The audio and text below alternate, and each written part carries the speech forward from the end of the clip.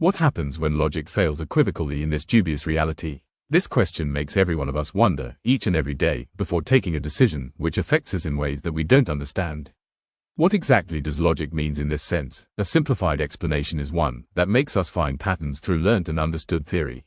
For example, people strongly believe that if a country's currency depreciates in terms of exchange rate with respect to some other country's currency, then the country whose currency has depreciated is not progressing at all, or its progress is declining. But in reality, it doesn't happen that way. Then why do people strongly believe that? It makes complete logical sense. Well, in a simplistic sense, the currency of developed country has higher exchange rate as compared to developing countries, in general. There are a few exceptions though, that people consider as anomalies, like Japan. But these anomalies give a better understanding of how lopsided our logic is. Exchange rate is based on a country's resources whose demand, if is more inconsistent, for the rest of the world like a country's natural resources, a country's technological advancements, its reliance on imports, exports, etc., then it can afford to have higher exchange rate, but only if it benefits the country as a whole.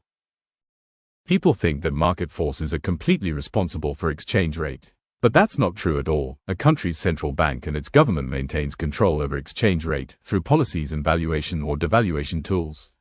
As letting a currency run on its own may make its control really difficult during runaway inflation. In this example, logic made a pattern visible, but it did not play much role in understanding the reality. But if its inverse is taken, that is from a country's perspective itself. A country whose exchange rate is higher, can maintain a particular kind of standard of living for its own citizens is a logic proliferated by many. But it also makes an incomplete sense when Japan is taken under consideration. It also has a standard of living as comparable to any developed nation. Then where is our logic failing? Because if so many people believe it to be true, then it must be right, one should think, shouldn't they? The real reason that most of the days our logic fails to make much sense is because it is not holistic. Holistic word is like an umbrella, whose one curved stick supports the water-phobic cloth but doesn't support the whole system in place for it to work. All the curved sticks need to play a role in unison, and also keep their integrity for the umbrella to withstand the rain. As we are talking about rain, let's talk about it through an example.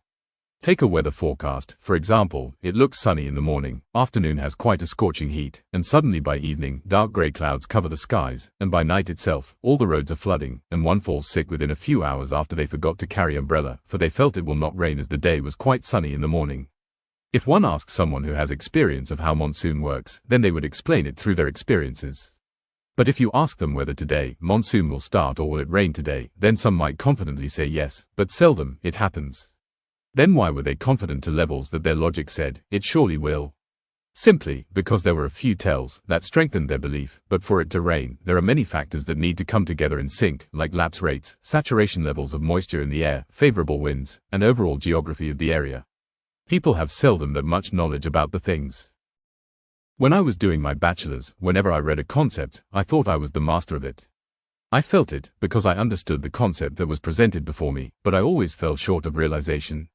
That realization hit me when I was doing my master's. When the time came to perform experiments, I fell short of making sense of my own understanding.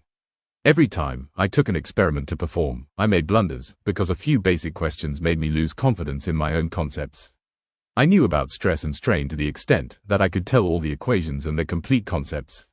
But how to take such minuscule observations, how to take those readings, which instruments are you going to use, where are you going to insert them in a heterogeneous object, and what error corrections are you going to use, before all of that, which errors are happening or are going to happen, and how best will you eliminate them? Now, when you start poking holes in your own conceptual depths with real problems, you start panicking, there you realize the lengths you still have to go before you actually start understanding anything.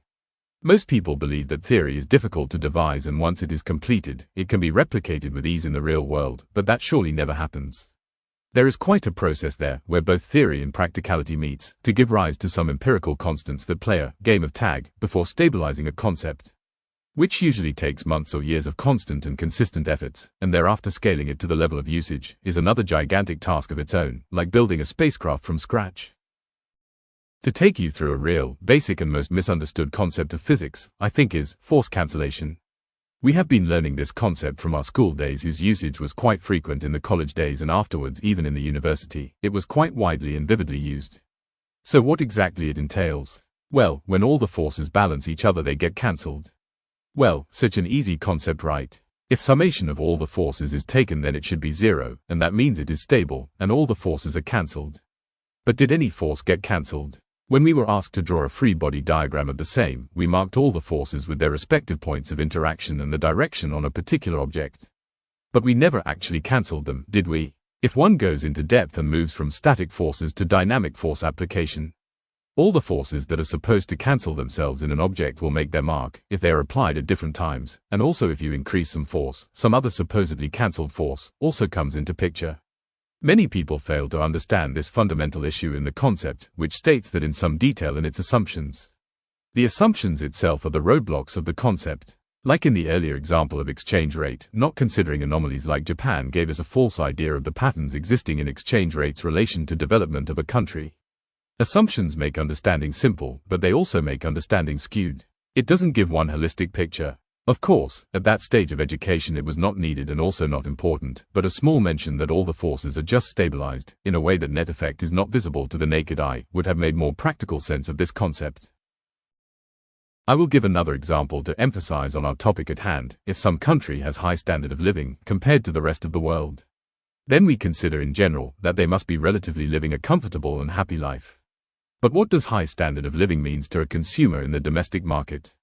It means more options to choose from, but the basic problem of salary to expenditure ratio remains the same for most of the classes, in general.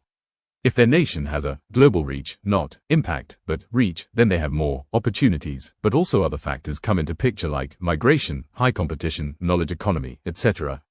At an individual level, all the people expect to get relative incomes to sustain in their own economy, so the high incomes in comparison to exchange rates are neutralized by high expenditure in comparison to exchange rates.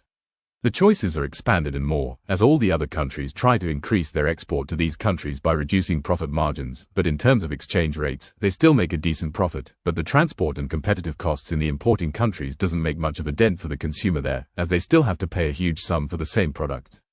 So that comfortable and happy life concept gets challenged, and the logic itself falters. We fail to understand a simple thing: our logic is based on our understanding, and our understanding on every topic is minuscule. Ask a PhD holder how well they know their subject and ask a bachelor's degree holder the same question. You will be amazed at the levels of confidence both will project. But who is knowledgeable among both, again makes the difference. The people that educate themselves more and more, their understanding of the knowledge itself becomes so skewed that it makes them unsure of everything. Simply because there exists a world beyond the naked eye, at microscopic and macroscopic levels, whose parameters and working we hardly understand, and to predict with confidence without values and certainty makes one faltering for answers. Then what to do when you cannot understand anything? Well, to come to that realization is quite important. If you find yourself at a loss for answers, then you will also be looking at a world which also lacks those same answers. So what you should do is create a problem statement that would be easier to answer, and then create a few others, and try to relate them. For example, how is logic and reality related to hope? Well, watch my other video, Hope Explained, through story, and then come back to what I am going to say next. In all the above examples, your belief is basically an extension of hope.